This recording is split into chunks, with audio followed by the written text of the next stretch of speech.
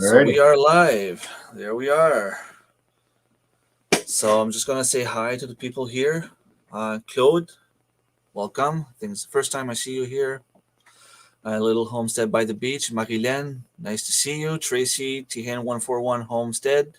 Mama Homemade, Annie, welcome to the chat. I have with me Jim. I like to think that he's an expert in the rabbits. He's telling me that he's not. I'm gonna let him introduce himself. Hi, everybody. I'm Jim, the New Brunswick homesteader. I live not too far from Remy. Um, I've been raising rabbits now for 3 years. Uh, Way over 100 now I've raised. My son and myself do the rabbitry. We make all our own cages. We make all our own equipment. And we were just a startup, like I said, about 3 years ago or so. We started in Southern Ontario, and then we moved here. And we're doing it here in New Brunswick now, Northern New Brunswick, North Nice. Coast. Hi, Northumberland Hakers and L. Hornick, I'm not sure how to pronounce it. Welcome to the chat. So we had a question already before we even started. What kind of wire I put on the bottom of my cages? All right. So 1 inch by ½ inch, rectangular open, 14 gauge, galvanized after welding. And I will not go any smaller diameter than 14 gauge. And the number's backwards. So if you go 16, it's too small. And if you buy cheap wire, it'll rust. So try to remember that. If you can't, you can private message me or email me or do it or contact me through Facebook, and I'll give you some help as to pick out the wire. The wire is hard to find out here on the coast. And we're working on that. I'm working on a supplier to get wire so that we can kind of buy as a cooperative group and then distribute it amongst whoever wants it. I have a video on my Facebook page, or sorry, on my YouTube page, and you can see how to build the cages, some material specs and stuff like that. But what you want is for the bottom of the cage is 1/2 by 1. Perfect. Hi, Selge and Hanny at Back to Basics Homestead. Welcome to the chat. And Selge is actually the one who told me about you, Jim, when you got here. Who's that? Selge. I think he lives in Oh yeah, Serge. Vandemo. Yeah. Well, so he's the one who told me about you when I found you on YouTube. Uh, so the first question I would have is for someone with no experience, where to start? Where should someone with no experience start? Well, first and foremost, you have to have somewhere to put the rabbits. They have to be in an enclosure. You have to keep them safe from predators. The enclosure has to be safe so that they don't hurt themselves. It has to be out of the weather. And what I mean by out of the weather is out of the wind. Rabbits don't like wind. Rabbits live in holes in the ground. So they like to be cool in the summer. They like to be not in the wind in the wintertime. They can handle sub-zero temperatures, no problem. They cannot handle heat. Heat will cause miscarriages. When you're breeding, heat will cause death. They have a heat stroke and they die. It's just, Southern Ontario, 40 degrees C, you lose rabbits. Here it's been fantastic. We haven't lost any in the summer. I lost one since we've moved here, and that's over a year and a half now. So do much better in the colder climate. And I mean, -30, no problem, than they do in hot weather, but no wind. So you got to keep them out of the draft. So get your suitable housing first, and then pick yourself up a breeding pair, or maybe 2 does and a buck, and you can start from there. Right on. Just like to say welcome to Michael at NB Heritage Farms and Carpenter's Self-Reliance. I don't remember your name, but welcome to the chat. And yeah, that's something rabbits and chickens have in common, I guess. They're pretty resistant to the cold, but you got to make sure that the wind doesn't get them. So I have a question on the chat here. I don't normally, I wouldn't. The PVC coating is nice because it adds diameter to the wire, but on the other hand, um, if they chew, then they're going to be ingesting some plastic. So if you could get away with the galvanized, go that route. I don't know what the pricing is on the PVC coated. If you had to go 16 gauge, PVC's coated wire, sorry, is better than, it's a better alternative than the cheap 16 gauge wire that you get at like Home Depot or you know, Home Hardware. That stuff's pretty cheap. Welcome to the chat. Will it grow? I don't remember your name. I know you said it in one of your videos. I'm not quite sure I remember. So my next question would be, I guess, if we go in the same direction of starting to get rabbits, what do you think the hardest part or the easiest part about raising rabbits? Let's Summertime start with the cleaning. easiest part. Summertime cleaning. The easiest part, watching them breed. It's pretty easy. Yeah, They just go at it. When you hear the expression "they breed like little rabbits," they're actually the rabbits we're talking about. Yeah, I would always say, always bring the female to the male. Yeah, that's Okay? something I've learned because the female is more territorial, right? Exactly. But So, the hardest thing after that, the second part of your question would be summertime cleanup. You really have to stay on top of it. You don't want maggots, and you want to try to keep the flies down to a minimum. So you got to keep your cages clean. I use pans because it's the best way. It's the most sanitary way. And then again, you got to do it at least very minimum once a week in the summertime. Wintertime, you can go every 2 weeks because everything's frozen solid, so you don't get flies, you don't get none of that stuff. But summertime, you got to stay on top. That's one of the problems I have right now in the winter. I have those little drawers under the cages, so everything falls in there and everything freezes. So it's hard to remove. Like I can't even open my drawers at the moment. Everything's frozen solid right now. Yeah, you're gonna have to work on something with that. I use on my pans 10-inch scraper, a drywall drywall putty knife. Okay, yeah. You can put use. it through I've used the little plastic. holes. Yeah, you can clean out the trays nice, and then we use a wheelbarrow. We can usually fill a big half-yard wheelbarrow, no problem. When we got a lot of kits and everything's going good. So, but cleanliness is the key. I've got a background in live animal working with Maple Leaf. I'm sure everybody knows who Maple Leaf is. But I was working on a turkey operation, so I'm a little bit educated as far as what it takes to keep animals clean so that you get a nice clean product and you get a safe product, because safety is, safe for you, safe for the animals, and that Yeah, because I mean, one of the reasons we want to grow our own food is because we want to have something healthy. So we want to make sure the animal is healthy and there's no contamination anywhere in the process. So Tracy at THN141 is asking, you say you use pans. What type of pans? my pans are sheet metal. Place that I buy my rabbitry supplies. He makes the sheet. He made the sheet metal pans up for me in Ontario. Any sheet metal shop can make them for you, or you can buy something off of Amazon that's plastic, ready made. I just like the sheet metal because the galvanized sheet metal, because it's pretty robust. They're going on 2 years old and they're still going strong, and we haven't had any problems with them. So that's what I use, the sheet metal. Again, if anybody's interested, check out my videos, and then you can see all the construction techniques on how to build your cages, build your stands, get the components that you need. That's what I was gonna add next. I'm pretty sure you have a video explaining everything you do. So I'm gonna invite people to go over on your channel after we're done. Subscribe to you and follow you if people are interested. One of the questions I get asked a lot, either with my chickens or my garden or everything else, I guess it applies to rabbits also.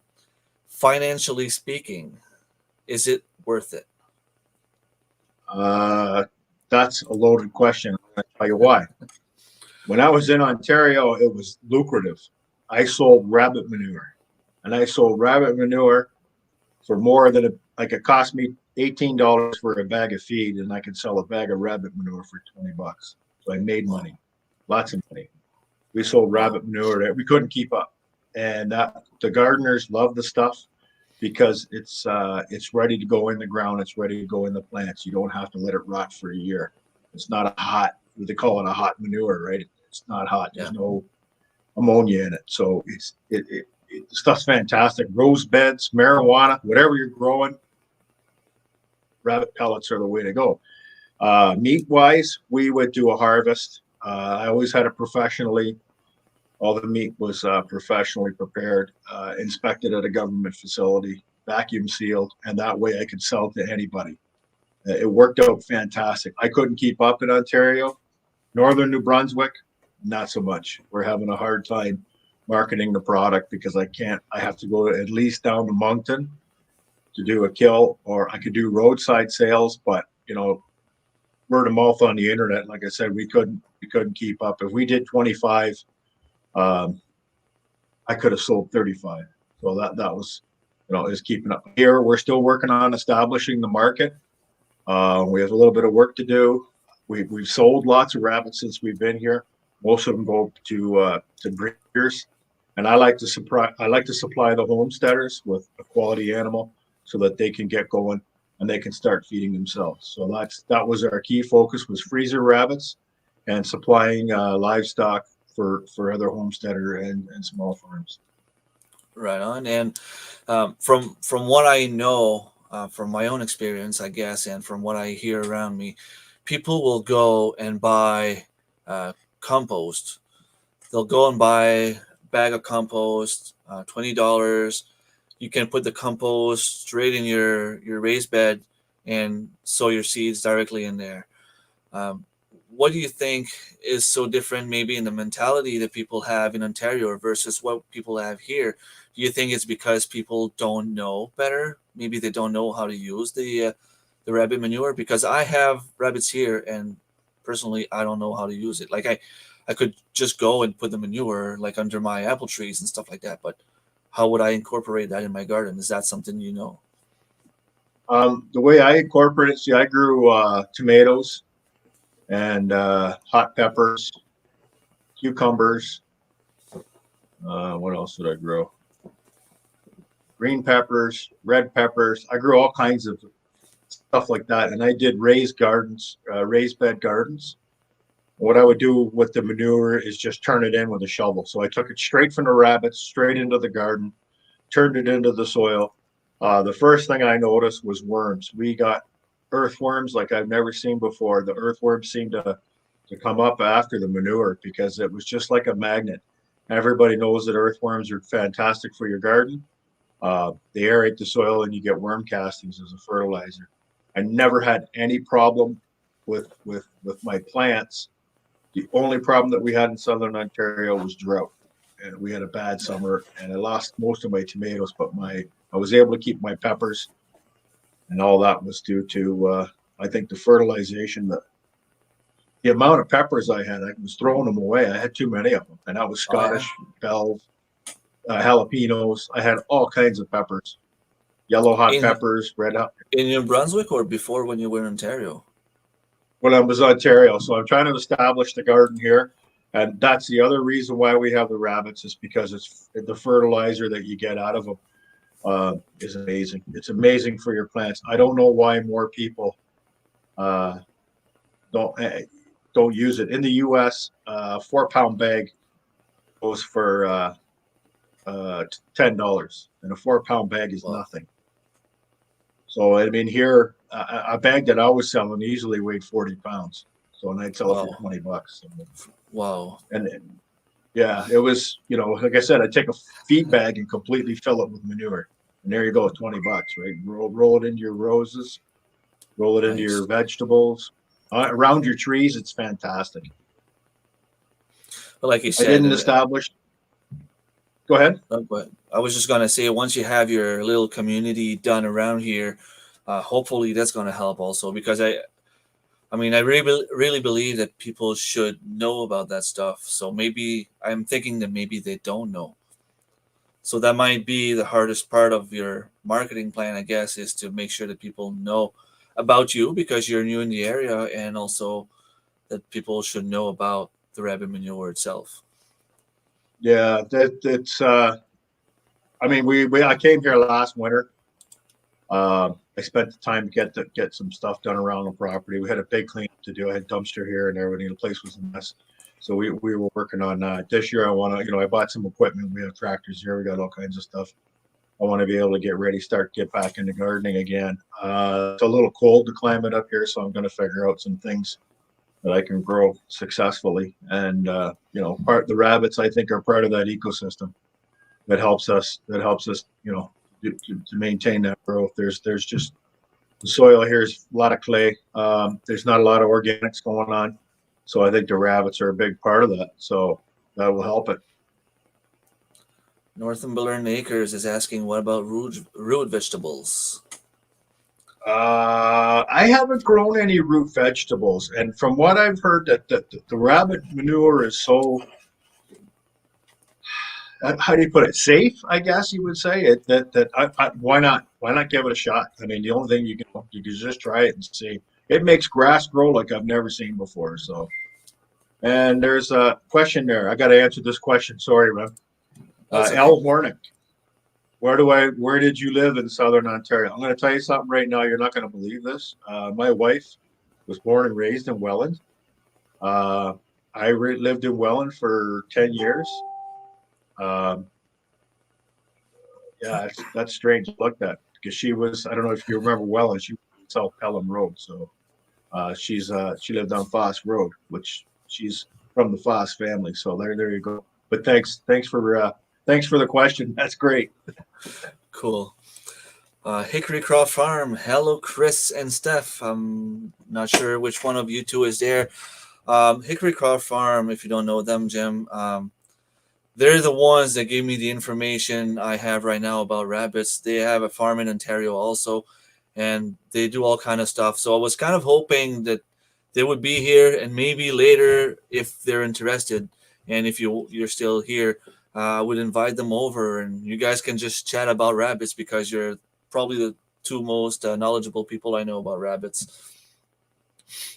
Right. That sounds like a good idea. So Carpenter Self Reliance says that they will help, and Sal's had a question also. How much does a rabbit cost for meat ready? Did you ever do the experience of like counting every single dollar that you put for a rabbit once he's young until he's getting to the No, point where he can be butchered? no. You know what? I don't see the value in it. If Yeah. you had the streams of revenue that was coming out the way we were doing it in Ontario, I didn't need to worry about it. And secondly, it's you're self-sustained. It's self-sustenance. How do you put a price on that? What do you put a value on that? That's meat that you grow yourself, or you sell it to other people. That's homegrown, 100% organic. I sold them for $25 a piece. So Wow. the grocery stores were over 30. So I don't know. How do you put? If I sit there and I calculated it, then why bother? I'm not trying to. That's the way I feel about it. It's just what you want to put in your body is important, and how those animals help you, and in other ways besides just the meat. So I didn't really give it a cost. When you're feeding them on hay's dirt cheap. So pellets, man. Yeah. But when you're on hay, man, you can save a lot of money. And I think when we do 25 rabbits, $25 a piece, only took 10 weeks to grow them. So that might be a bale of hay, and a bag of pellets. That's not Nice. a lot of. So Sal is saying he wants to buy one. How much? And just come over, Sal. Uh, I'll give you one. If you want one alive or if you want one in the freezer, I have some. I'll give you one. I have. I normally we sell them for $30 a piece for a live rabbit. Live rabbits. Okay. We've had some issues with driving down to Moncton to meet people. What a waste of time. Yeah. But you know, if I'm going to Moncton, everybody loves rabbits down in Nova Scotia and down in southern in the province. So I don't know.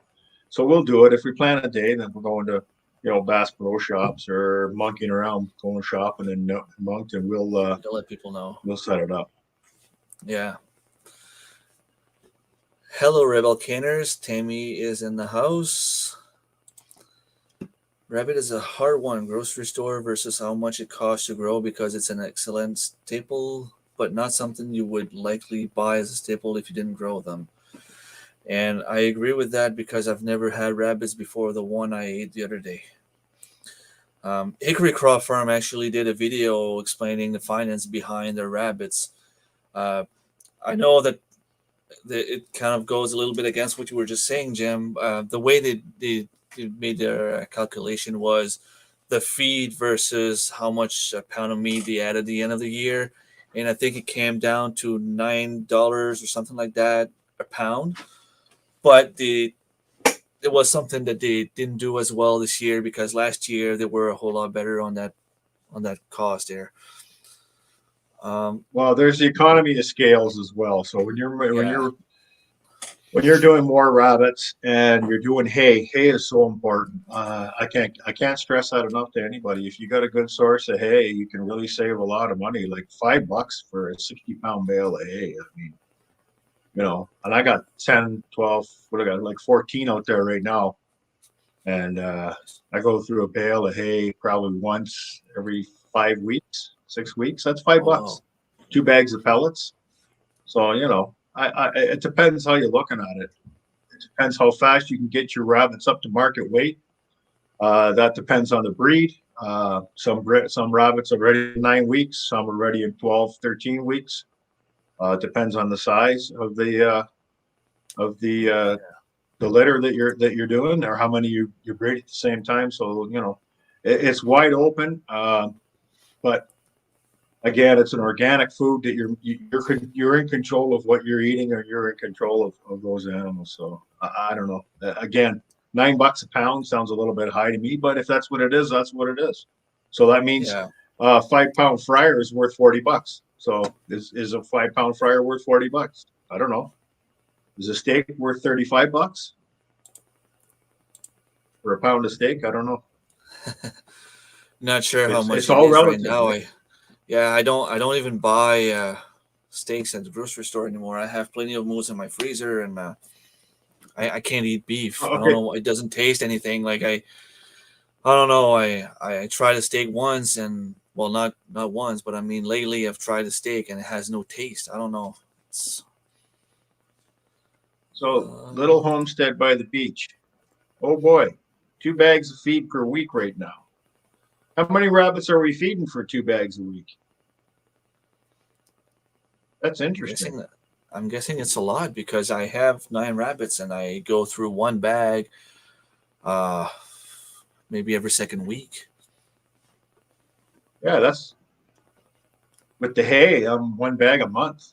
The hay really makes the big difference, right? Yeah, I have to get some hay. I don't have Yeah, any hay at the moment. I bought eight bales from a guy in Bathurst in the summertime. It was in June, and I still got 4 bales left. I only used half of it. So we have Sean in Alaska. Welcome, Sean. I have seen them processed but never eaten them. Flavor. So that was going to be one of my question also. How do you cook them? Just about any way you like chicken. So Yeah, just use it as an alternative to chicken. In the taste, I find that to be a very, very accurate. It has the same taste. The texture though is a little bit like grouse. I find it a little bit more stiff. Like it's the meat is a little bit harder to chew on. So I guess there's probably different ways to cook it. Yeah, how old was your rabbit that you ate? Maybe 16 weeks. Yeah, 10 weeks is about as soon as they hit 5 pounds. Okay. So the ones I have That's a now small should rabbit. be okay. Yeah, 5 pounds and they're ready to go in the freezer. That's what you want. It's called a fryer. Okay. And then the big ones are called roasters. They will get a little bit tougher. Those are the ones that are perfect for rabbit stew. So you strip them down, clean them all up, and chop it all up, make your rabbit stew with that. And then the other ones you can do just about anything what you want with a fryer. But the roasters, the big boys, the older ones, definitely turn them into stew. That the stew will tenderize the meat as it goes all day long. Okay. And Mama Rabbit homemade. tractors are a great idea, by the way. So, ma'am, somebody I can't. Mama Man, homemade. yeah, that's the rabbit tractors are. I haven't got into it because we couldn't do it where I was from in Ontario. I was growing rabbits in a city, and I had more. I was totally illegal against bylaw, so I kept them undercover. We haven't got it set up this year. I'm going to give it a try and then see what happens. What the area? Now, here's a good one for you.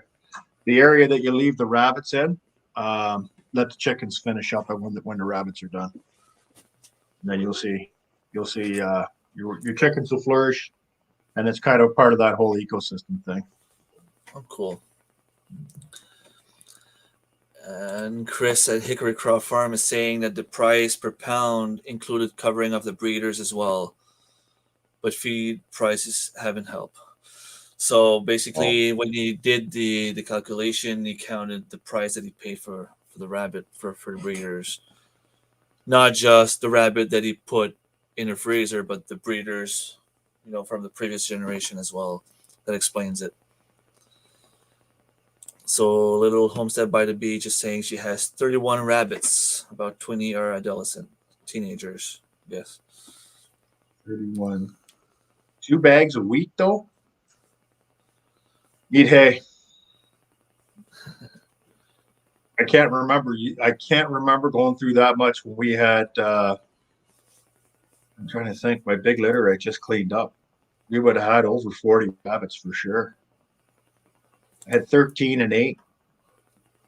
Plus, see, I got New Zealand, California crosses. They're monster rabbits, and I have the American chinchilla, which is the heritage breed. Those are the 2 that I do. I got a champagne out there as well that we picked up. I guess it depends on the breed because the American chinchillas, they're good eaters. They put on their weight at a moderate rate. They have big litters, so you'll get between 8 and 13, 14 kits.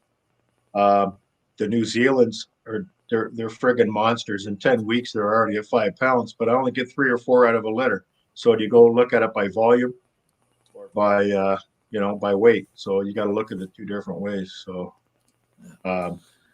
yeah, what the hay thing is tough. So, but hay was cheap this year. We had lots of hay. Everybody they were trying to give it away. So. I didn't at least hear around this anything area. about that. Yeah, there was rain. Everybody had rain. Yeah. I went to that guy's place. I only wanted 5 bales. I'll take 3 more. Here, fill up your truck. So it was good. And the year before that, there was no hay here. Yeah, it was a struggle I like for that. sure. Rabbit wings. Yeah, she posted a picture on Facebook just before our first live today. And I'm like, what? Rabbits don't have wings.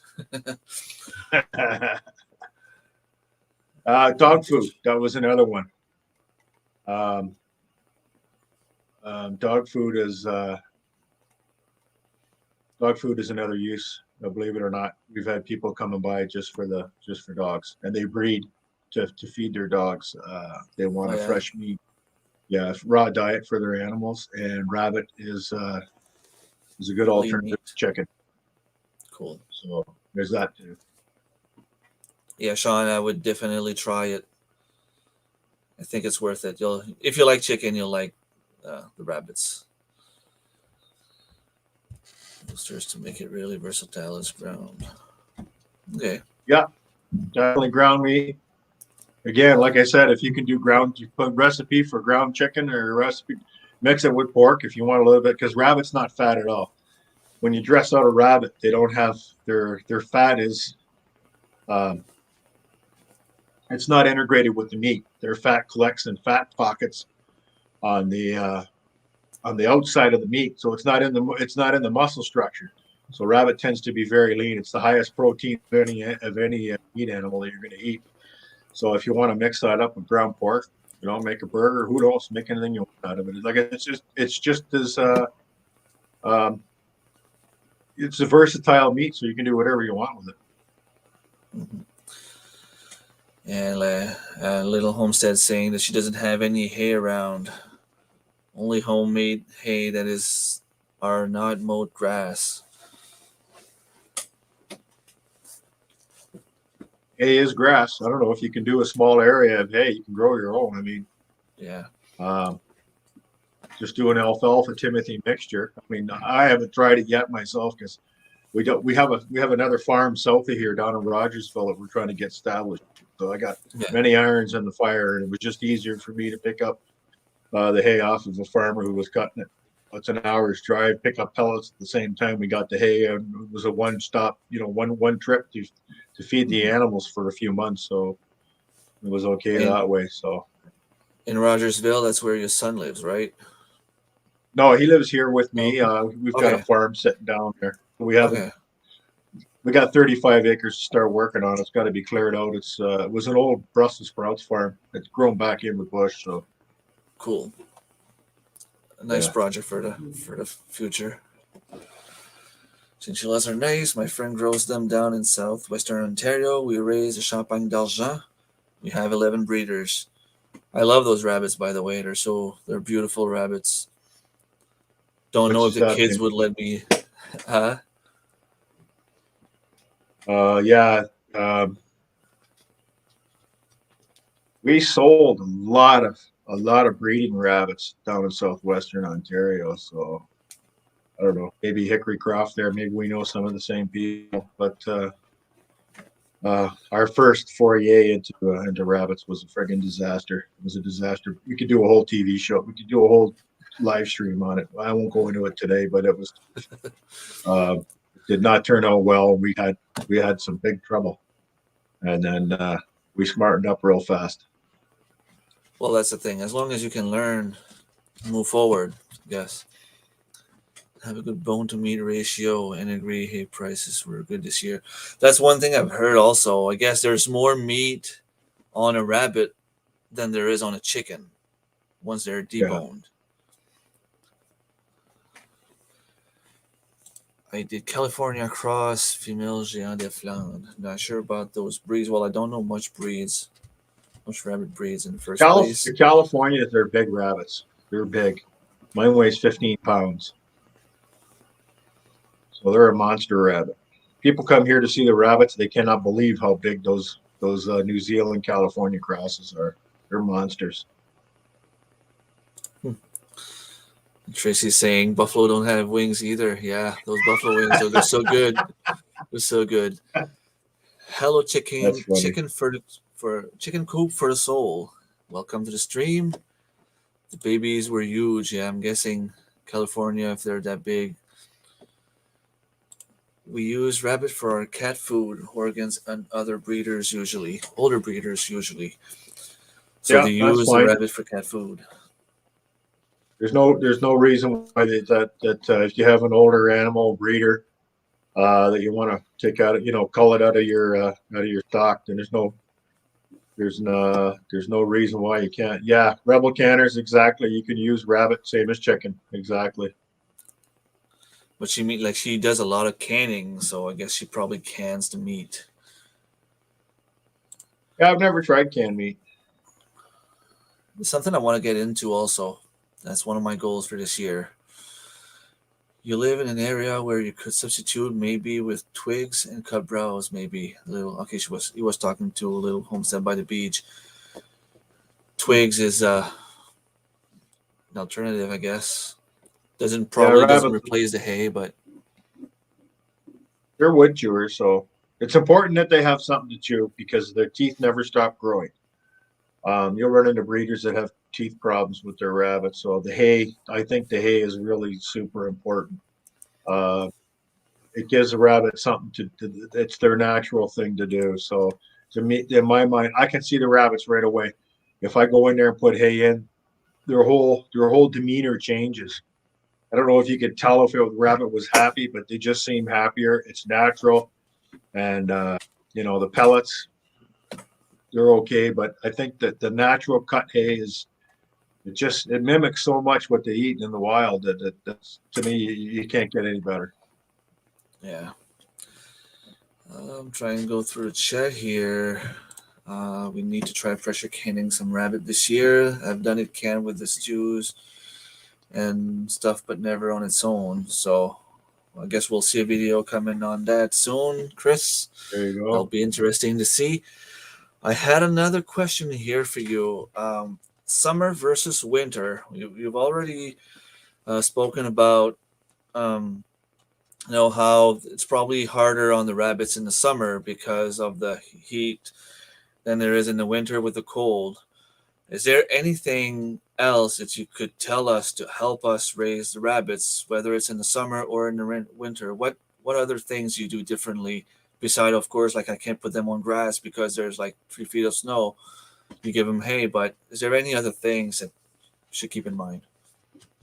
For the winter time, we do a water bottle exchange. So 2 times a day, we put in a fresh water bottle. I use the bottle with the nipples in them, with a little bite tip inside there that they clamp on, and then the water flows. They freeze up. So I change those out 2 times a day. We'll do it in the morning and at night. The frozen ones come in to thaw out, and the ones that are thawed go back outside. Summertime, if you get anything much over, say, 27, 28 degrees Celsius, put cooling fans in your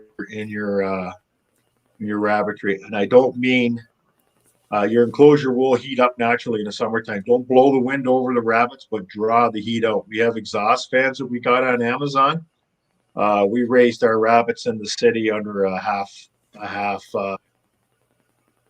That's a good idea too with the poplar logs. We raised it under a half. Those Canadian Tire garages, and we had to put an extra tarp on it to keep the temperature down. And we grew rabbits in there for 2 years, so it did work. But we had 2 electric fans in the back to draw out the hot air and replace it. But I mean, it was tough. We had 40 degrees C in Ontario. I was never so happy when I moved to New Brunswick. We had nice, cool summers in comparison, and the rabbits Yes, thrived. So yeah, especially on so top of that's the the hill thing. there. Yeah, oh yeah. I have no problems with the cold at all. It's minus 15 in there. Like, it stays a little bit warmer than outside, but the rabbits don't seem to mind. They puff up a little bit, they move around when Yeah, you come in, and yeah, that's it. Other than they're that, there's animals there's and not a lot. they're animals that are used to be in the cold. I mean, they used to be wild animals, so their body is made for cold. I'm guessing. Hmm. The one thing I wanted to mention about breeding is a lot of people get really upset if they lose a rabbit. Uh, you got to remember that the rabbit is kind of like the lowest thing on the food chain. It's designed to die. It's designed to die quickly. It's a prey animal. It's a prey animal for predators, and it's kind of like genetically they croak easy. I mean, I had one rabbit bite another, and it died within 3 hours. It was a bite on the paw. It was a young rabbit. We had the cages together. It was a mistake that we made. We had the cages together, and yeah, one bit the other, and it died. So they're designed to die. So don't get all upset if you lose one or two here and there. It's just a part of livestock. They're not. I don't tend to treat them like my house dogs. So I treat them like Yeah, animals. They are livestock. Don't fall in love with them. Try it's not too to late for anyway. that here. The kids are already fallen in love with them. Chicken coop for the soul. We're in Canada, so minus 15 Celsius is probably close to 0 Fahrenheit. I think probably Yeah, it's not too around zero. far. Yeah, We have zero. Well, what was it? It was minus 7 degrees Fahrenheit the other day here. So yeah, we've had my in the minus for sure. End of June and July here is the worst time with the rabbits because of the heat. Yeah, probably the beginning of August also. It's probably very humid and very warm. I never stopped cutting grass this year. Ontario, you cut grass twice in June, and that's it. Grass is gone till October. if it even comes back. So it's droughts and high temperatures here. I love it. I love it.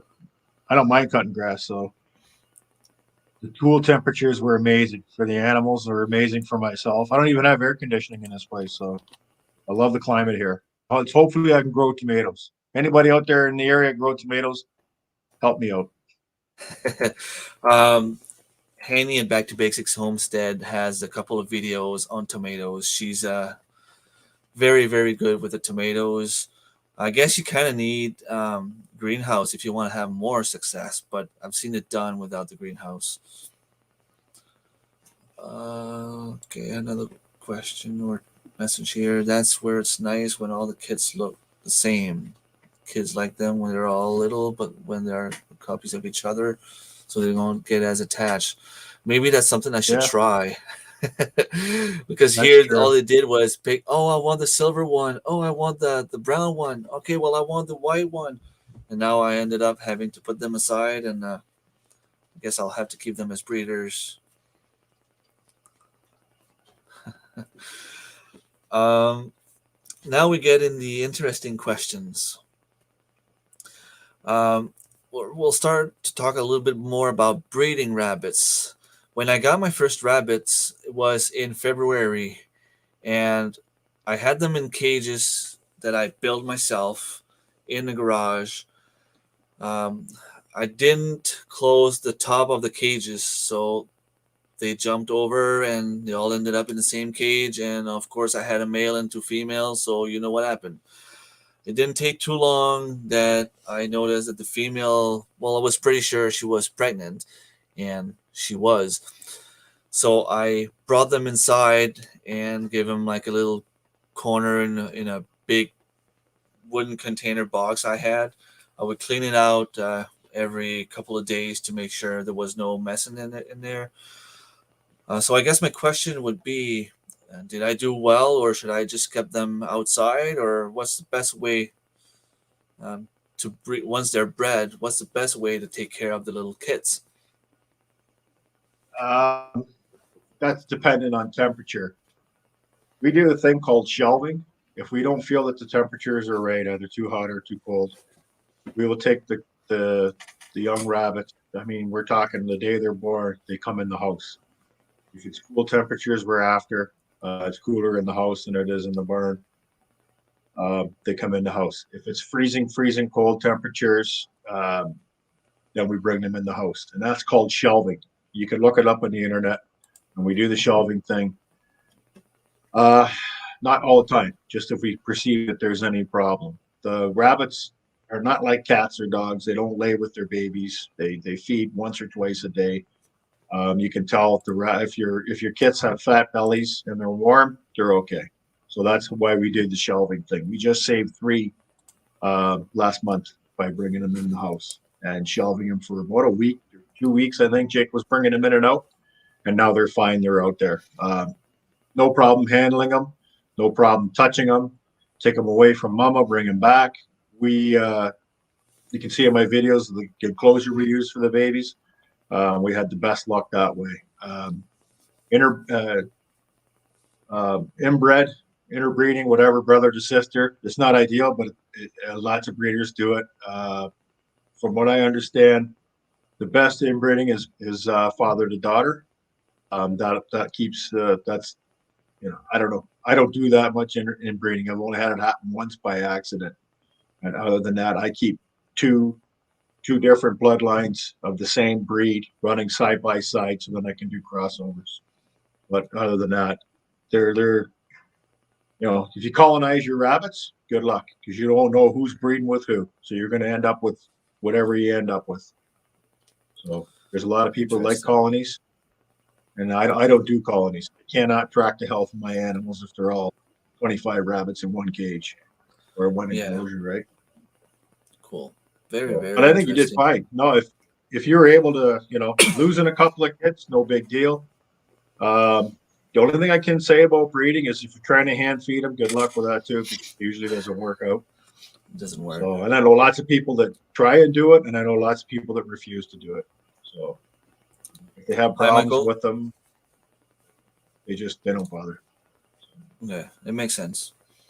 It is work, but if you want to save the animals and have more meat in your freezer at the end of the year, I guess you have to do a little bit more Yeah, work.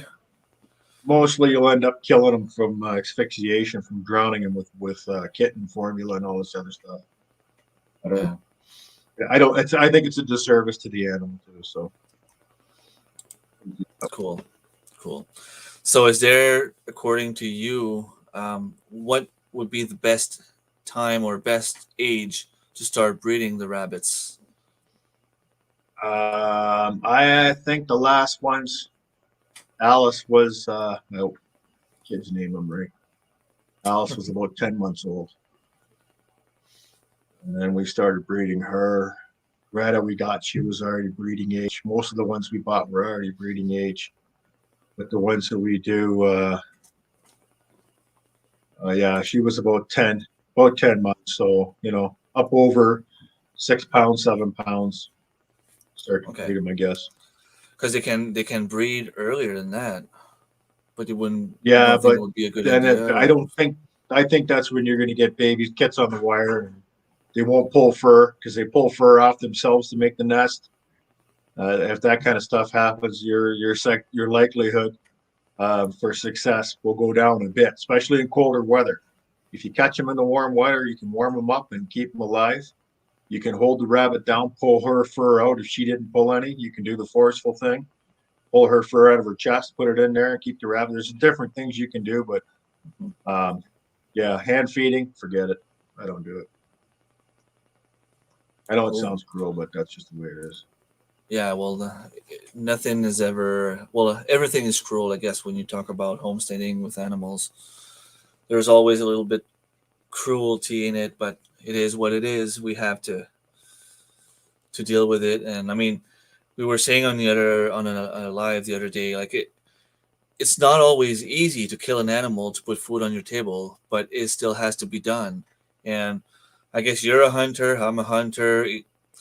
I hate to say that it gets easier, but it gets to the point where we don't worry about it. We just go. I see a deer. I see steaks on my plate. That's all I see.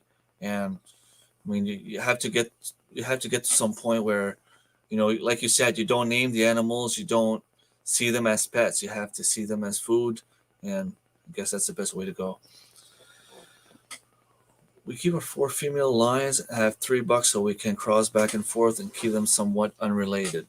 That's So, fantastic. yeah. Do you have any specific numbers in mind for someone? Like you, how many rabbits do you have? Right now, Yeah. I got 10 cages, 10, 3 babies. I got 17 right now. Okay. They're all breeders, or No, I no, I guess. have three. That 14 are in the breeding cycle, or in the breeding circulation, and three are babies, Okay. or three are young. They got mixed up. I put one in another cage. I was working on a cage, and then I don't know, I lost track. And next thing you It know, happens. yeah, I got three babies in the middle of winter, right? But they're doing fine. We took them in the house, kept them warm. They're doing fantastic. They're up for sale too, so Cool. if you want them, come get them. Yeah, Hickory Croft Farm is saying that it becomes normal part of life if we want to eat meat. So it comes Absolutely. down to what we were saying. Well, it's you can grow protein in a small area. You can grow protein in the backside of a Yeah. garage, whatever. Yeah. And the thing is with rabbits, they don't yell, they don't crow, they're not like chickens. Um, they usually don't smell. It's here in my village, that's pretty much the only animal I'm allowed to have. They allow me 4 chickens, but I mean, I have a family of 7. I can't go far with 4 chickens a year. So rabbits is my alternative, and I intend to go as far as I can with the rabbits. And a I'm dead just reading newborn some of kid the is not always dead. yeah, you can. The way to tell is if there's blood pooling in the fingernails, you'll see it. You'll see darkening of the fingernails. That means it's dead. Yeah, warm them up.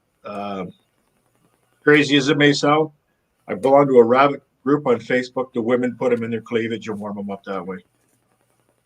It's natural heat. I don't know. Warm them up in a.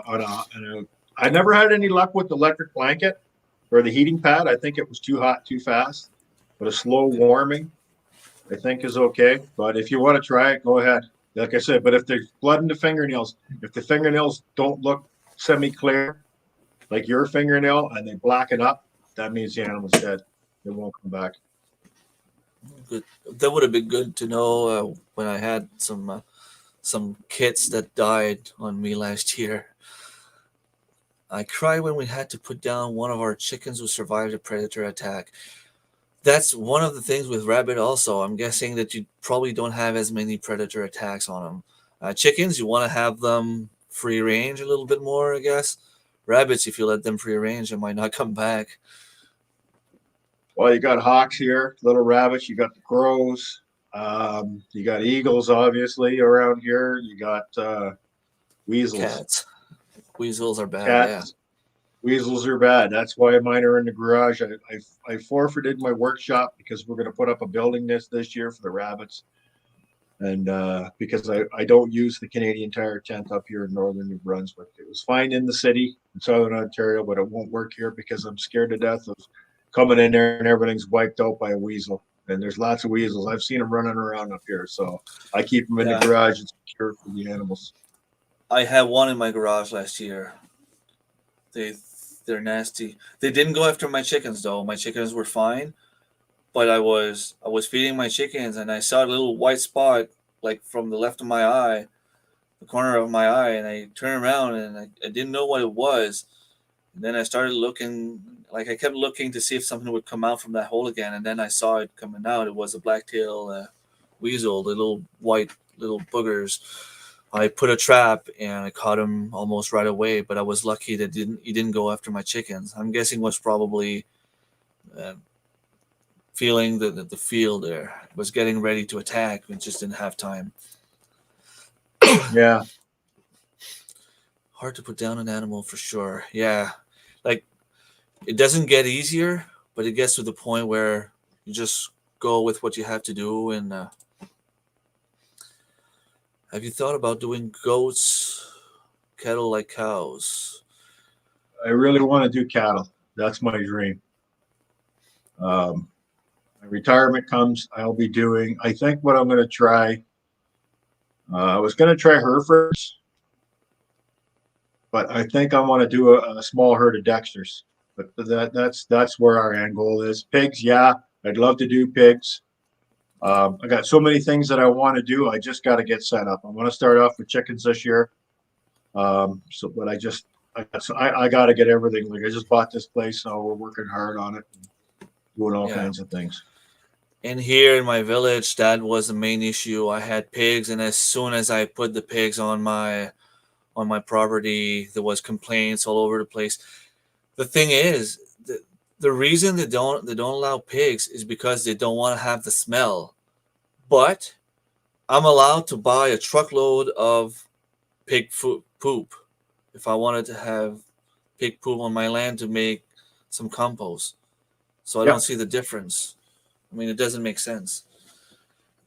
It's a good and bad point with rabbits. You can't do it extensively like other livestock easily, but the confinement saves them from predation. Yeah. I've seen a couple of videos where people have rabbit tractors. I'm guessing you probably need to have like the little mesh or metal sheeting, and like we were talking earlier in the stream, so they can still eat the grass, but they're safe from the underground predators because rabbits will they'll dig out, but other predators can dig in also. That statement extensively in the U.S. and southern United States. I have a friend. She breeds rabbits down there, and she's in connection with a commercial breeder. They have 300 breeding does that are active at all times. That is a big operation. So yeah, you can do it as big as you want or as small as you want. I guess it's all how you do it.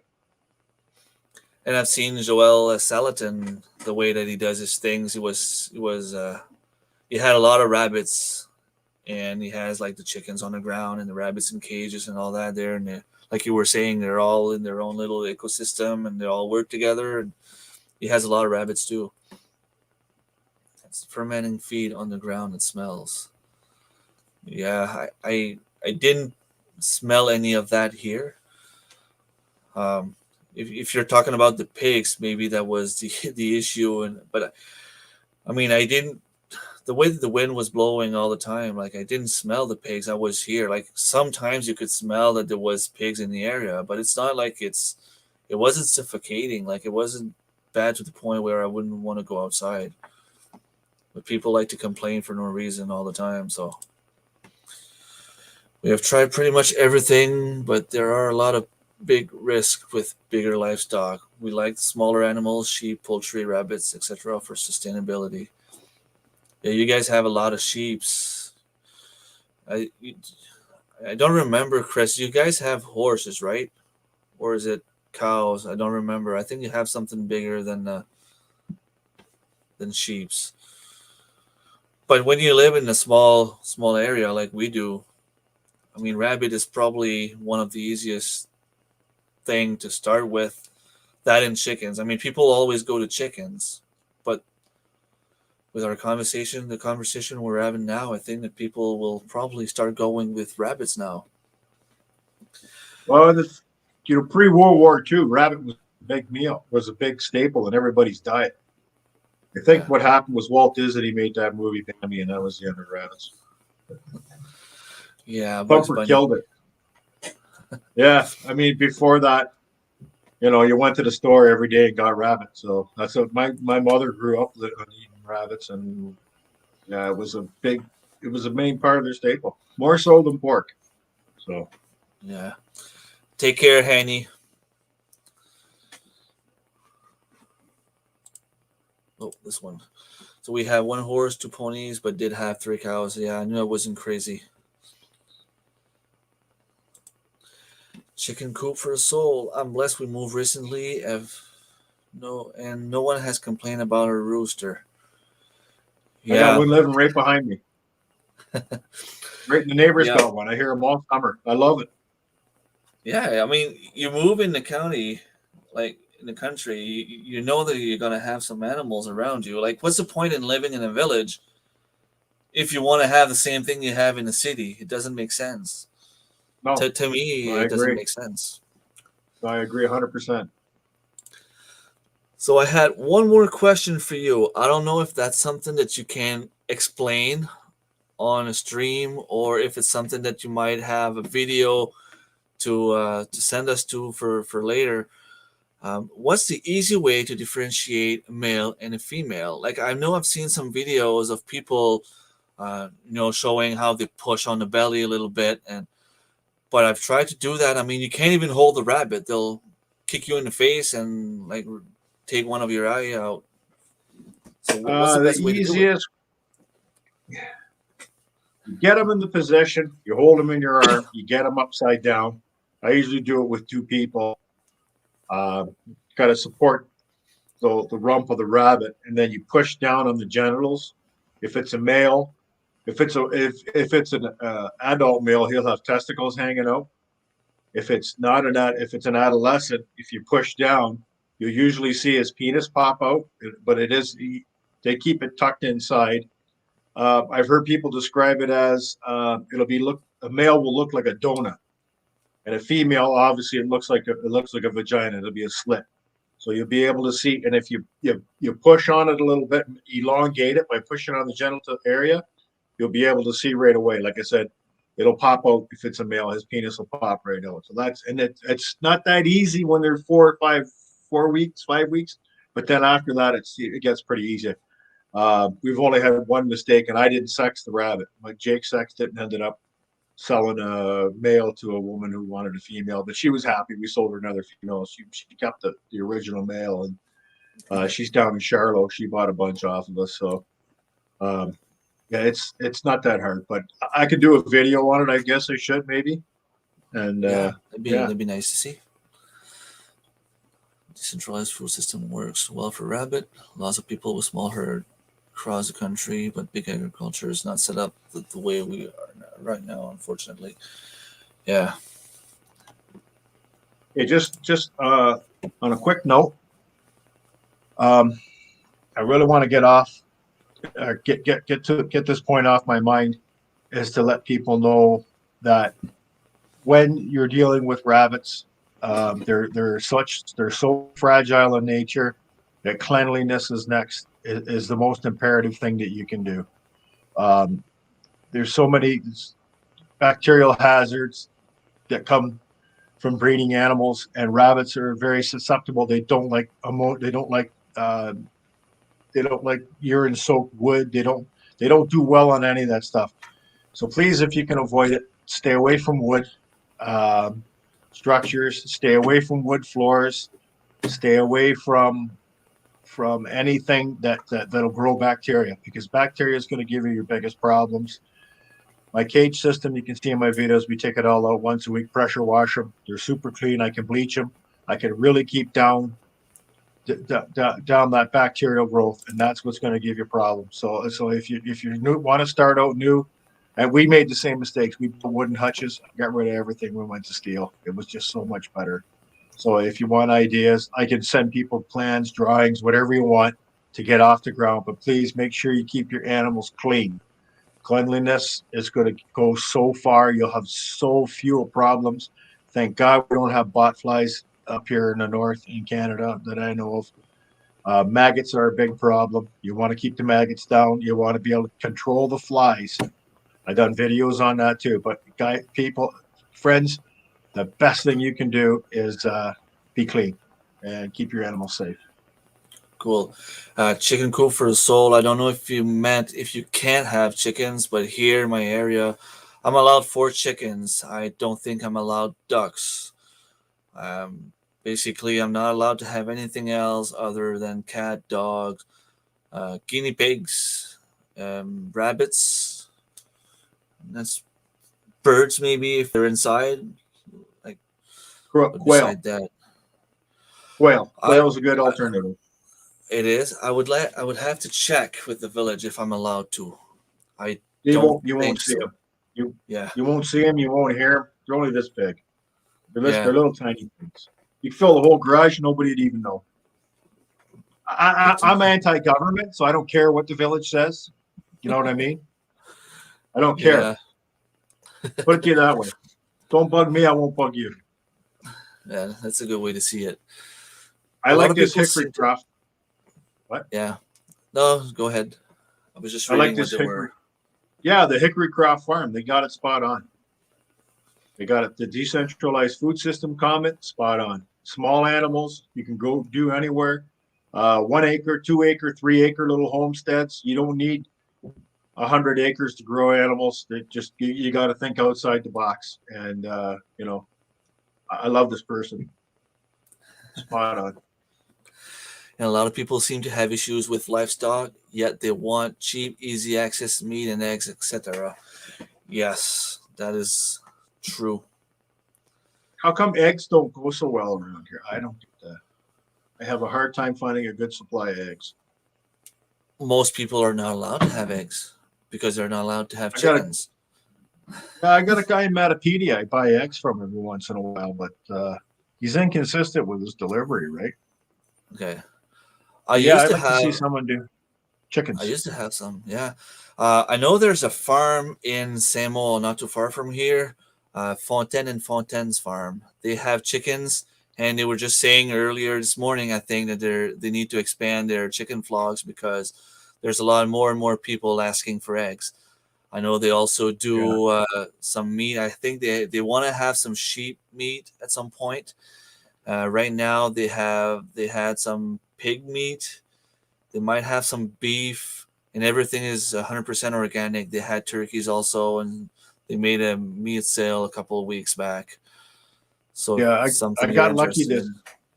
in. Yeah, I got lucky this winter and scored half a pig from a guy, and um, I got.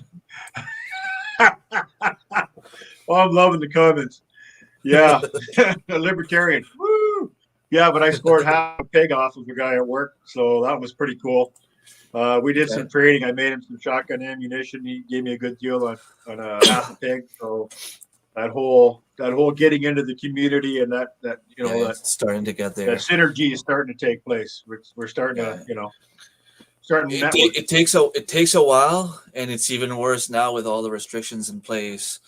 It's getting tougher and tougher to meet new people. I mean, let's just leave it at that. Chris, if you wanna come up, if you have time, and if you have any more questions, I can send you the link if you want.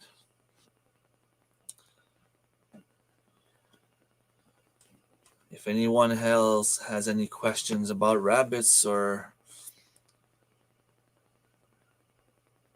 anything else, really. So you were saying earlier that you have a garden. Do you have any plan on expanding or? Oh no, I didn't do a garden last year. No? I got to get it established this year. I Okay, bought some you wanna equipment. start. We're ready to go, but yeah. Take care, Marilyn. Little homestead by the beach. So you have like a tiller on the back of your tractor and everything, or? Yeah, got all that stuff. I got to Cool. clear more bush here. I only got about 3/4 of an acre cleared out back. Okay. So I got to punch over to the next road. So I'm going to do some work. I just got another piece of equipment up here from Ontario. So Okay. So I'll post a link here if someone wants to come.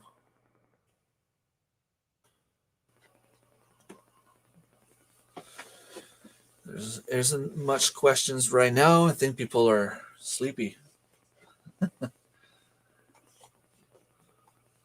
can come up if you want. Yeah, sure. Come up, Chris. Two smart guys talking about rabbits, and I'm here learning a lot, so it's all good.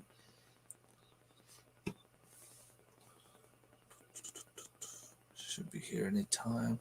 I'll be right back. I have to switch over for my iPad. Phone is dying. Yeah, and there was a lot of people that were supposed to come in tonight, but I know Darren, his phone died on him also earlier.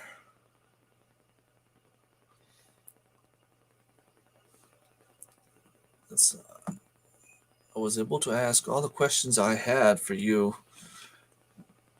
Let's see if Chris has anything else to add to the conversation. yeah, I think we covered about everything. Yeah.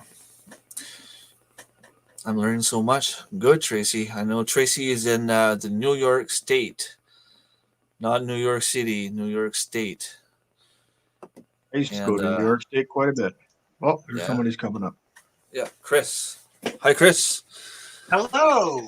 Sorry, you still have to mute. No, because how you doing? Okay, good. Yeah. Sounds good, right? Yeah, we hear you. Hear you well. It's working. Oh, my hair looks terrible. Long day on the farm. No, today wasn't too bad. It was a little bit warmer than it has been, which is kind of nice. Okay. So it was actually reasonably pleasant. Tonight it's cooled down again, but kind of in that point where you can only do so much outside because we've got enough snow to make it. Where are you located? Just east of Kingston in Ontario. Okay. So yep. Kind of a nice area. Not too far from the St. Lawrence. Yeah, we just left Kitchener Waterloo area last year. Okay. So, haven't been down that way too much, but it is a nice area. I live close to Rem. Yeah. Take care, Michael. Now I have you both here, and Chris actually had a video posted. I don't remember if I watched it this morning, so it's going to become a question for Jim, I guess. They made what's it called? They tanned the fur of the rabbit. Is that something you've ever done, or is that something you plan on doing? No, I haven't had a use. I'm not gonna. If there was a demand for it or a use that I could think of for it, I might do it. But I have so much going on. that if it's not value added to me, then I can't really waste. Well, I wouldn't mind it if somebody wanted some hides, definitely come and get them, but it's not something that I thought about doing. I mean, it is a bit shameful that maybe you could find a use for the hide, but it's not something that I'm looking at right now. But again, if somebody wanted an access to some hide, definitely not a problem.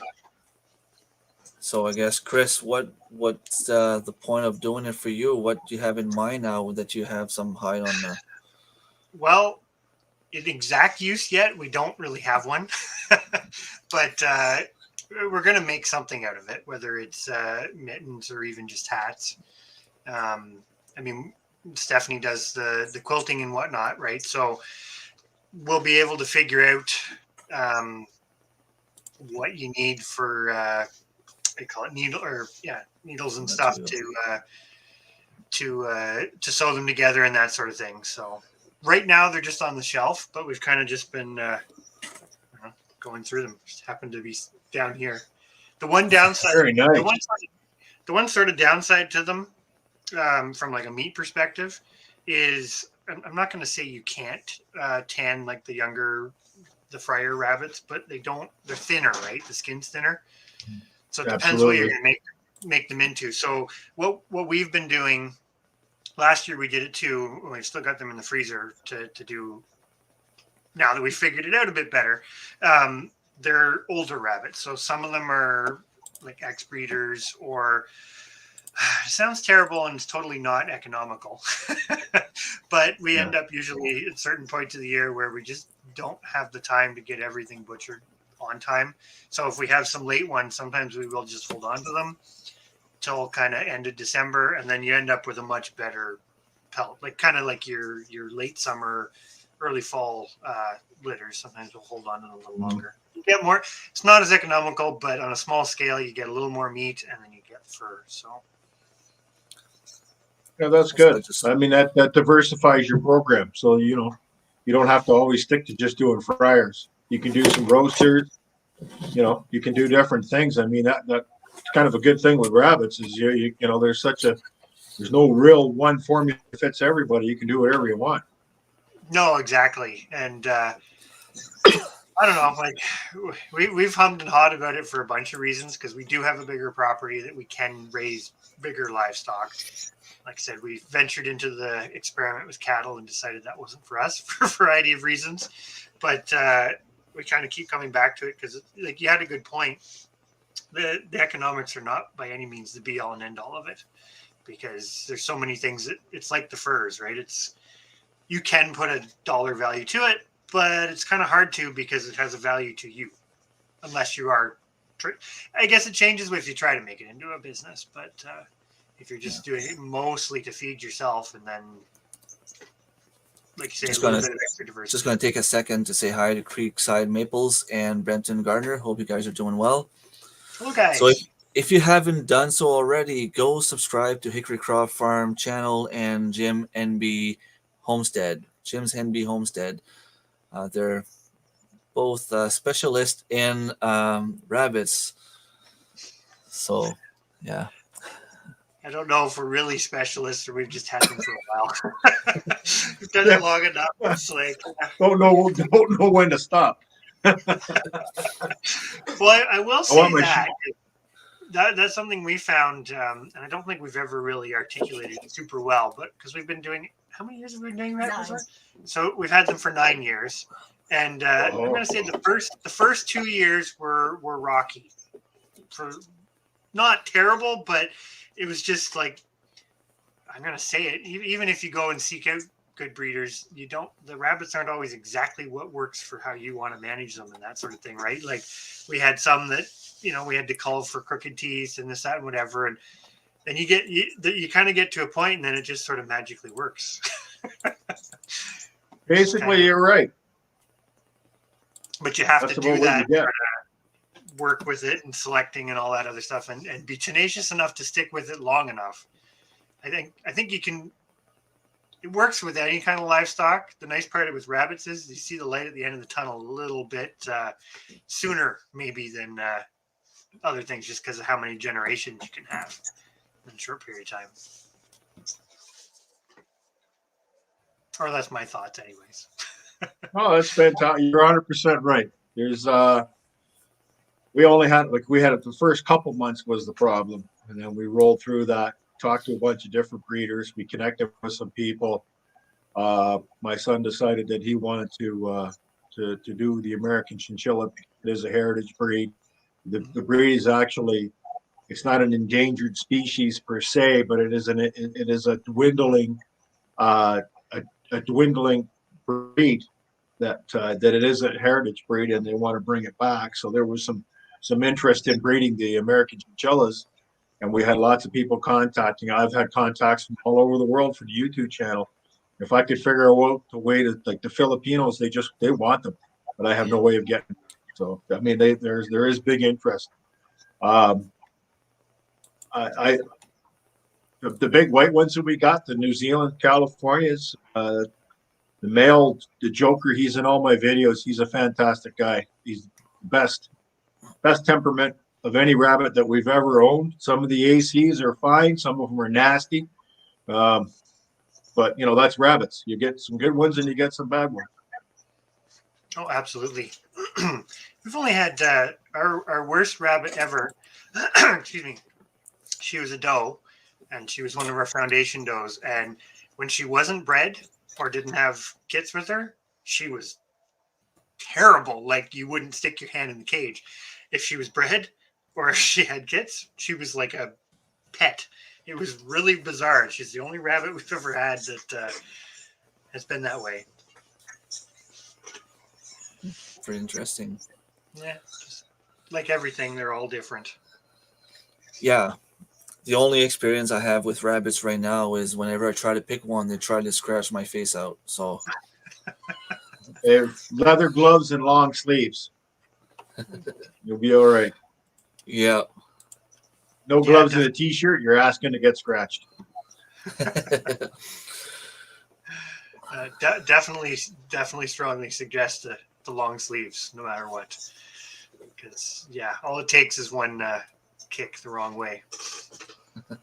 Oh, hey, it ripped you right open. Chris? Do you find your rabbits? Do you find they know you? I don't know whether it's just selection, because we're pretty adamant about, if you don't have a good temperament, you don't stay, or right. Not. But they're, for the most part, with a few exceptions, they're pretty approachable to anybody. They know the routine. But like the kids do a lot of the daily feeding and stuff, but it doesn't really seem to matter who it is in the family. So I guess we go out in the shop and work. Unfortunately, the rabbits are right next to where we're doing all our work, and they seem to do. I don't know. They perk up when we're in the shop. The only thing they don't like is when I go in with my hunter orange. It seems to freak them out a little bit. So, but other than that, they do know me. They start banging on the cages when they want attention. So they're pretty good animals. Like I said, I try not to fall in love with them, because then you got to respect them when you harvest them. So, but as far as that goes. Just going to take a second to say hi, me and you Acres and Honey Badgers Homestead. Welcome to the chat. Hello, guys. Do you have the same deal with your wife? Sure. You got to be careful. Everything's recorded right now. So. Yeah. So, if you had to choose between chickens and rabbits, both of you, which one would you pick? If you could have anyone, the amount, like unlimited amount, which one would you pick and why? That's a tough question. I kind of think I know. When you say, as soon as you put the unlimited qualifier in there, I'll be honest, I don't know if I would want an unlimited number of either. I think for me, they're different. Yes, you can use the meat the same way, but I mean, unless you're going to raise something else that produces eggs, which there are other alternatives like quail or ducks or what have you, chicken kind of becomes indispensable. But then if you, on a small scale, I would say the rabbits excel from that meat production perspective and integrate so well into the garden. They kind of almost end up being both. Because like when you're talking about the flies and stuff, our chickens, just the way we have our hutches set up, like right now we actually have them outside over the gardens. So everything falls through right into the beds. And even though we've got like 1.5 feet of snow, the chickens still go out and dig around underneath that and do the same thing all summer. And we can move them around so they don't, it's not a constant buildup in the same spot. So I don't know, they kind of benefit each other. It's not really answering the question, I guess. No, but I agree with you 100%. It's the thing of it is, see, I'm a big fan of chicken wings. And in order for me to have the chicken wings that I need, I would need a very big flock of birds, see? Because that's the best part of the chicken, is the chicken wings. With a cold beer. Fair, I guess. Yeah.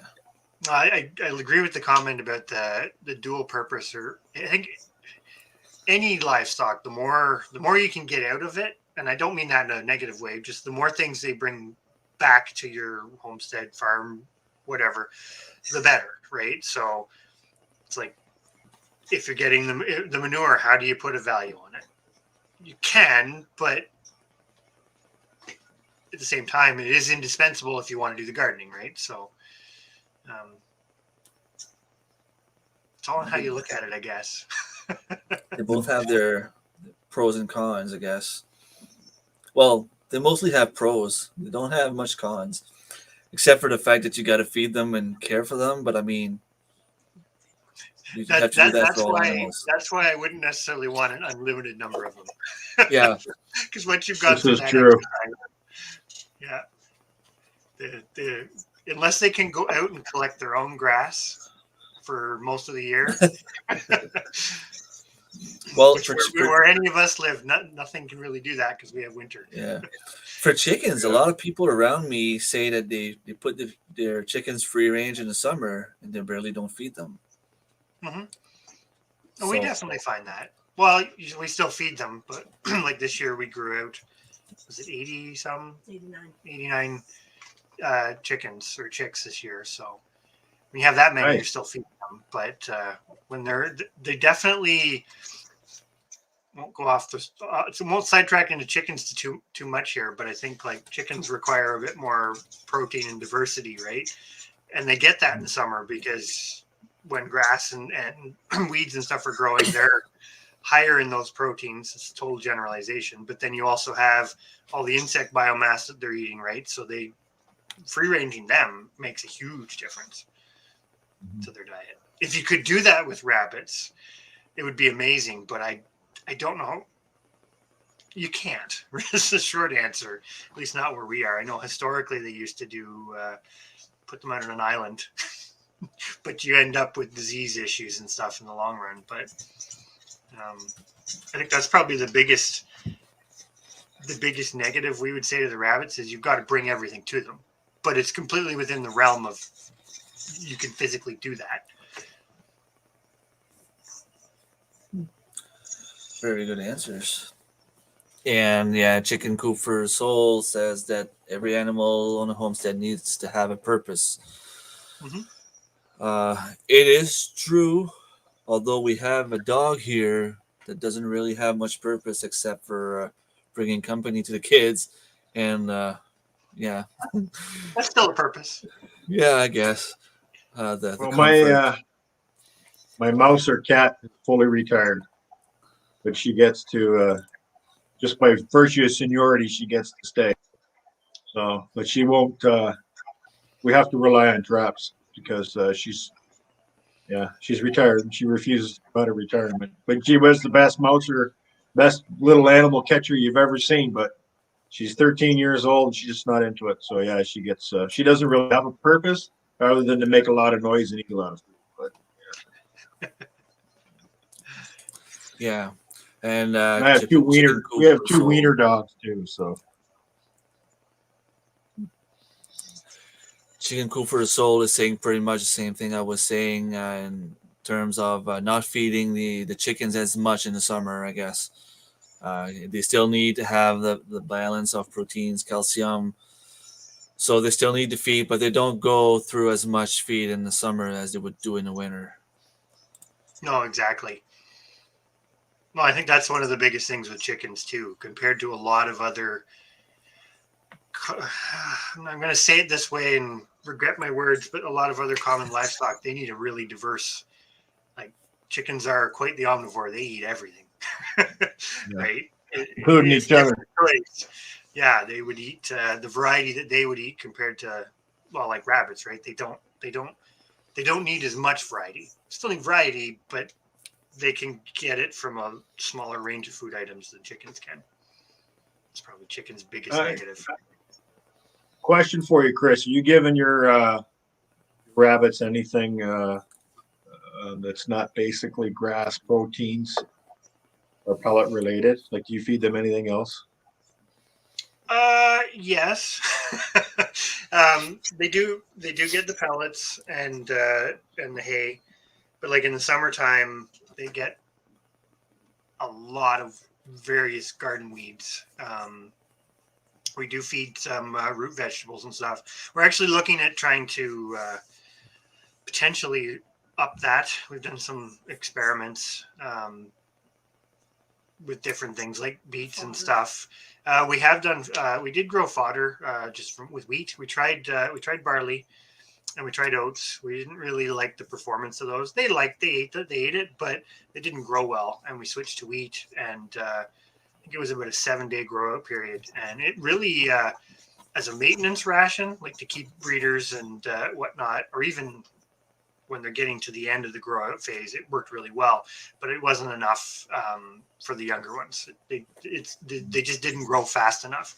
So it was kind of one of those things because the wheat is, we have to get our fodder rack set up again, because when we moved, we kind of got away from doing that just because we didn't, there was just too much else going on. It was a time and space thing, but we did find it did make quite a big difference. Like the bucks, for example, I'm not going to say you'd still have to give them the pellets or something else, but they did really well on it.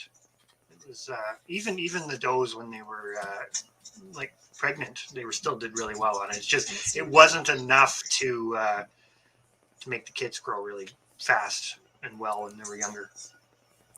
Is there any specific vegetables or fruits that we should stay away for the rabbits?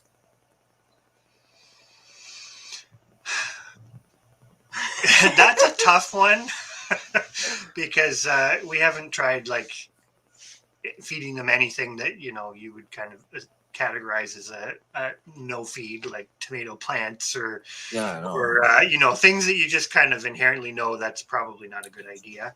I know you can do a lot of research, and there's quite the list of things that are supposed to be toxic, etc. I guess we just keep it kind of simple. Like they get a lot of weeds. We have a lot of are things like green amaranth and what's the other one? Lamb's quarters, right? Like tons of that, and they do quite well on that.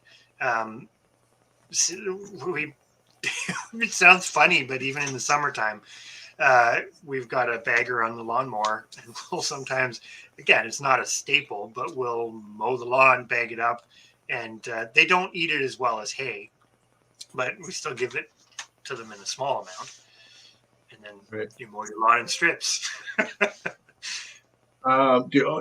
Real quick comment I wanted to make on breeding, Chris. I don't know if you noticed this or not, but these really, really hot weather, the kit grow was terrible.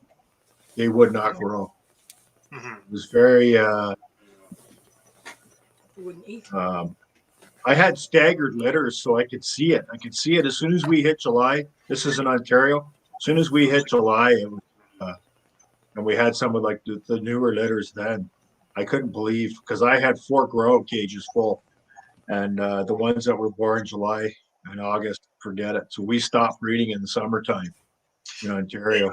Switched over It's to interesting fall. that you mentioned that, because that's exactly like what we've been doing too. Now we could be breeding right now, but we've got them outside, and it's that thing about the cold. So we just kind of the coldest months, like we usually start breeding again kind of mid-February, so that we have March kits, because we find we don't lose as many. Like even to try to bring them in the house, because we've done that, but it's catching it is, and we find they always kindle out in the middle of the night, and then you come out in the morning.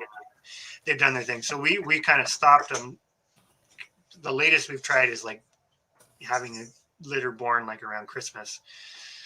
It's touch and go sometimes, but we find this exact same thing. It's almost like you have a seasonal window, and then you're trying to get them to breed again in the fall. But yeah, breeding them in the middle of the summer here just is.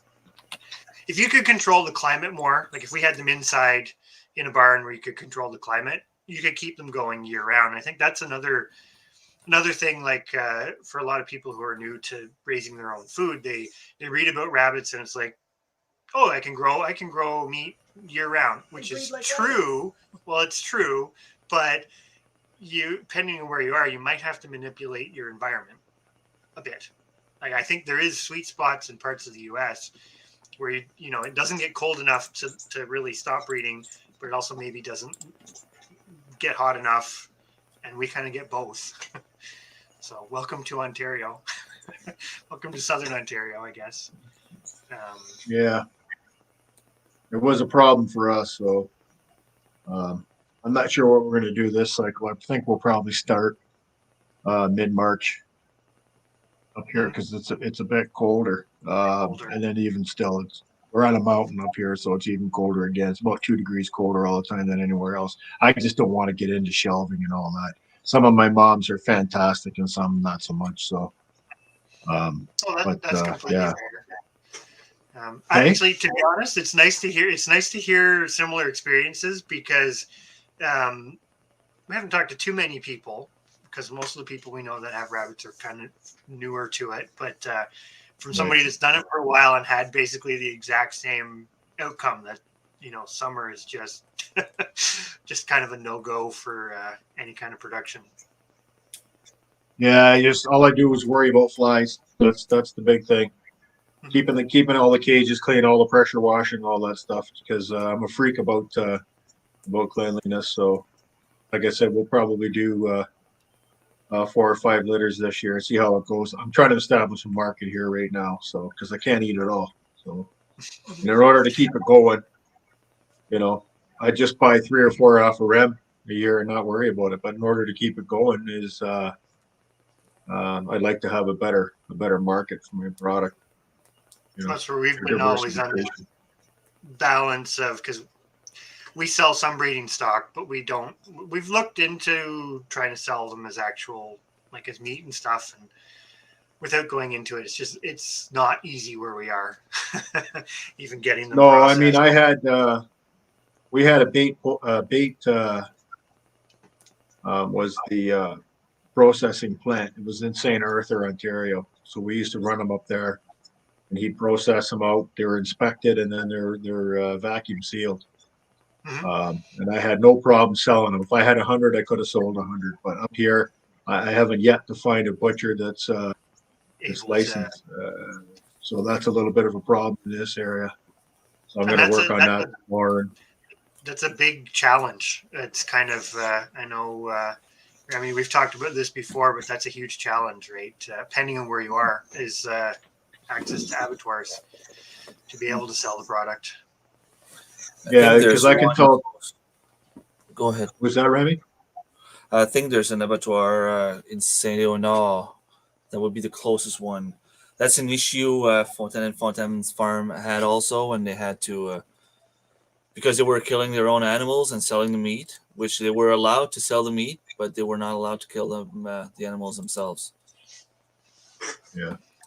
Yeah, I can sell at the end of the driveway legally, but I can't take it to the farmer's market. And I really like to exploit that. I'd really like to exploit the farmer's market and see where we could go from there. But we got to get that. We've had a lot of things coming from Ontario and getting everything established here, establishing the new homestead.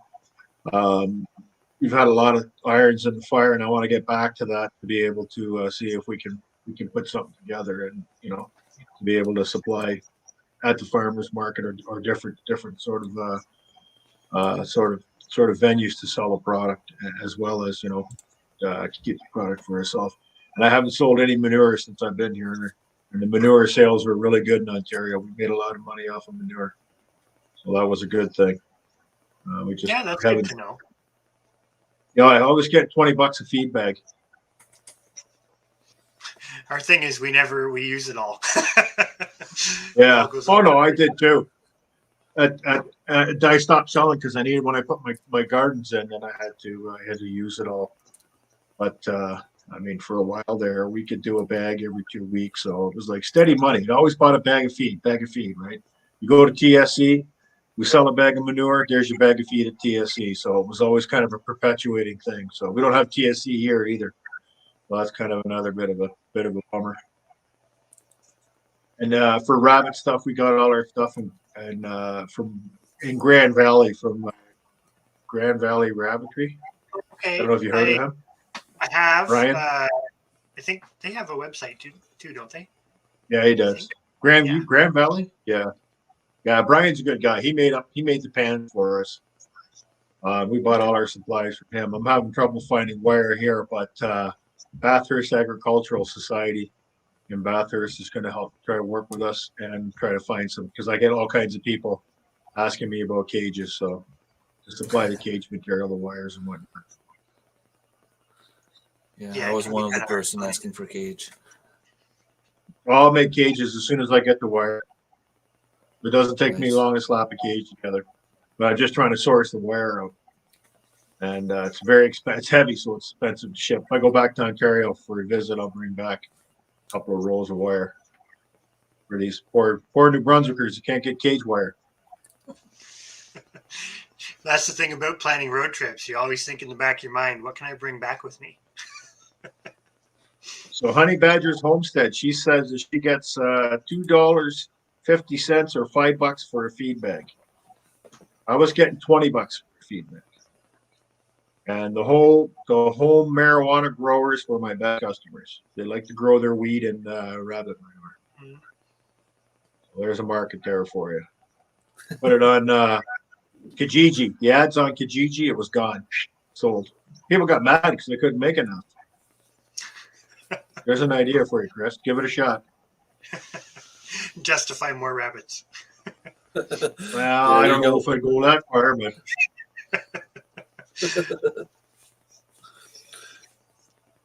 oh, that's funny. It is interesting though how different it can be. Like, it's all Canada. Obviously, Canada's huge, but how different it can be regionally for the same thing. Exactly. Because Jim's been both place. Where did you buy? So we have a question here for one of you. Where did you buy your cage wire in Ontario? Again, that was Grand Valley Rabbitry. I'll look it up right now while we're thinking about it. This guy's name is Brian for Ontario. Oh,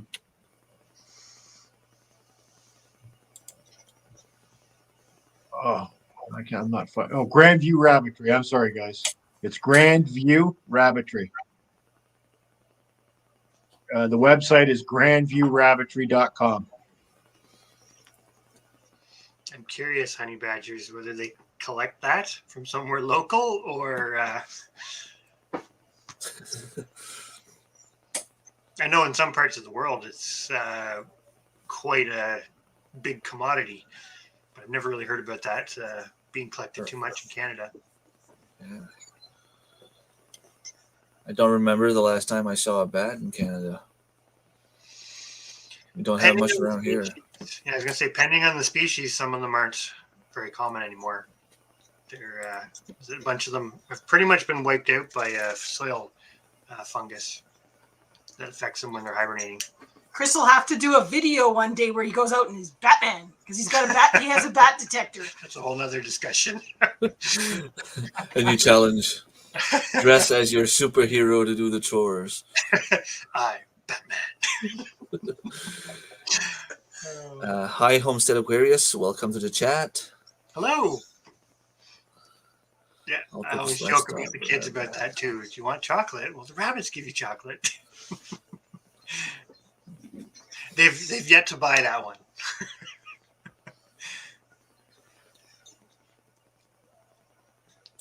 Hi. Well, seems like we don't have much more to discuss, so maybe we can call it a night. Unless you guys have any more questions. Any more questions from the chat? It's fun. I mean, I learned a lot. I'm gonna have to rewatch this live stream probably to get some more information. Did you check, Jim? Did you check in the Miramichi feeds if they had some of those cages you were looking for? I haven't talked to them. I talked to them a bit when I first Moved here. started trying to establish things out here because of the Rogersville location. But Okay. up here, I've been just dealing with Bathurst Agricultural Society, and those two guys who run that place, they're fantastic guys. I really like talking with them, and they give me good quality food at a good price. So I haven't had any complaints. But he said he's going to work with me and try to source the cage wire. I'll check with Miramichi and see what they got. Like I said, the quality that Home Depot was selling, and in Ontario TSC, which is now PV Mart, the quality was terrible. We didn't have any success with that product. We had much better product from Grandview Rabbitry. So yeah, I'm going to work on that some more because there was a bunch of people that people that were looking for it. Yeah, and I'm gonna be looking for hay. Like I said, if you need a bale of hay, come see me. I'll give you a bale of hay, no problem. Right on. Thank you very much. I'll buy it. No problem. Yeah, always willing to help somebody out. Chris, you're too far away. Sorry. That's all right. The never-ending quest for hay. It's kind of it's like the Maybe on one of my trips through Ontario on the 401, I'll stop by and see you. Yeah, that'd be cool.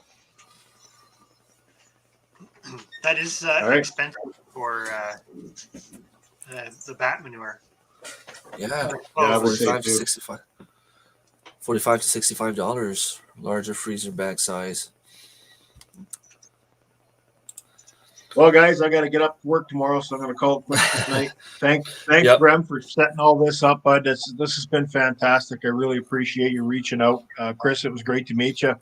Nice to meet you. I hope all the people that chimed in tonight will subscribe to all of our channels, and we'll get some growth out of this. And I'd like to do it again. So Yeah, sure. we'll have to keep this rolling. Yep. Thank you for being here. It was much fun, and I learned a lot for sure. And I'm working tomorrow morning too, so I was going to call it off anytime soon anyway. Okay. Well, it was great to be on tonight. Right on. Perfect. Thank you very much. We'll talk to you guys Cheers. later. Jim's NB Homestead, everyone, and Chris at Hickory Croft Farm. So thank you both for being here. Chris, I'm gonna hang up too. I gotta work tomorrow morning, and That's fair. yeah, we'll see each other again pretty soon. I'm pretty sure of it. And yeah, we got to do this more often. Have some live chats with a bunch of people. It's always more fun, and it's easier for me. Also, being a French guy, I understand English pretty well. I speak English not so bad, I guess. But the ideas of what to talk about come easier when there's a bunch of people. So thank you everyone for being here. It was amazing. It was a lot of fun. I learned a lot, and hope to see you guys again later. And I'll probably follow most of you guys. Well, all of you guys, I will follow you if you go on a live stream at a time that I'm not sleeping already. All right. Take care. Bye.